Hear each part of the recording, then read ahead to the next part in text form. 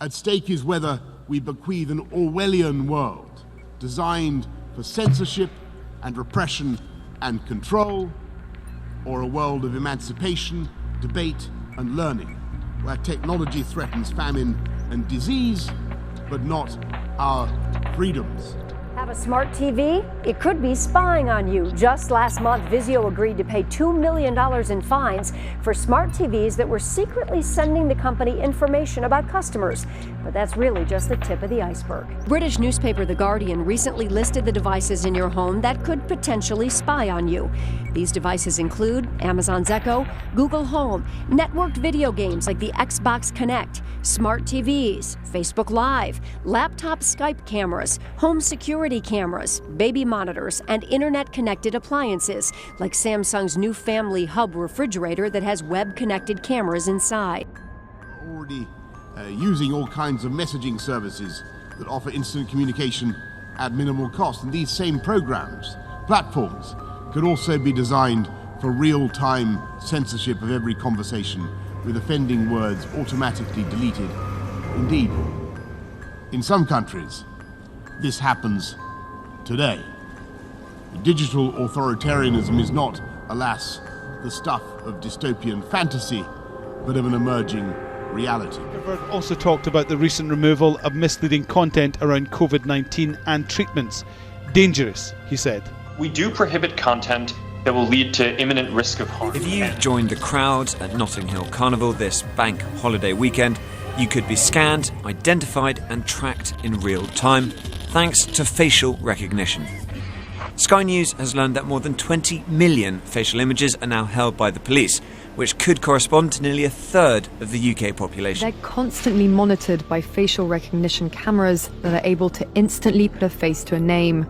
Now the Chinese are also ranked, given a mark out of a possible 950 points. A score in the 700s is considered good. Around the 500 mark is not. China's growing network of surveillance cameras makes all of this possible. The country already has an estimated 176 million. The state will go over every detail of a person's life with a fine-tooth comb. Their financial situation, spending habits, career, even behavior on social media. Criticizing the government online. Well, Britain's addiction to surveillance is shattering records, with it estimated that there is now one camera for every 11 people there. Privacy groups are furious, saying that George Orwell's 1984 was never intended to be an instruction manual. Countries around the world are rushing to use technology to slow the spread of the coronavirus. Some governments are tracking citizens with the help of apps, drones, and other high-tech methods. In China, a drone picks out perpetrators in public, ordering this man to wear a mask. South Korea, special cameras expose anyone with a fever. And in Tunisia, a police robot questions suspected violators of the country's lockdown.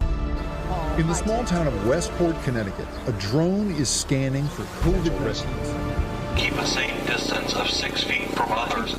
Maybe in a couple of decades, when people look back, the thing they will remember from the COVID crisis is this is the moment when everything went digital. It's the unintended cost of avoiding close contact. The big banks say they've achieved in 10 weeks what it planned to take 5 years. We're on track to become like Sweden, the world's leading cashless economy, where just 13% of transactions are done with cash. And the government has been forced to legislate to guarantee the access to cash for those who need to or prefer using it. The banking industry has reacted, with 6 of Sweden's largest banks banding together in 2012 to build an instantaneous mobile payment platform, Swish. Many bank branches here no longer carry hard currency. Homeless magazine vendors like Jimmy here use wireless card readers to accept credit and debit card payments. The UK's Health Secretary Matt Hancock says the government wants to change the law to allow it to force people into quarantine if necessary. Here's what he told the BBC today. We are going to take the powers to make sure that we can quarantine people if they are a risk to public health. Yes. This was the moment when everything became monitored, that we agreed to be surveyed all the time, not just in authoritarian regimes, but even in democracies. A positive test by law means self-isolation. but it could also now mean a visit from the law itself.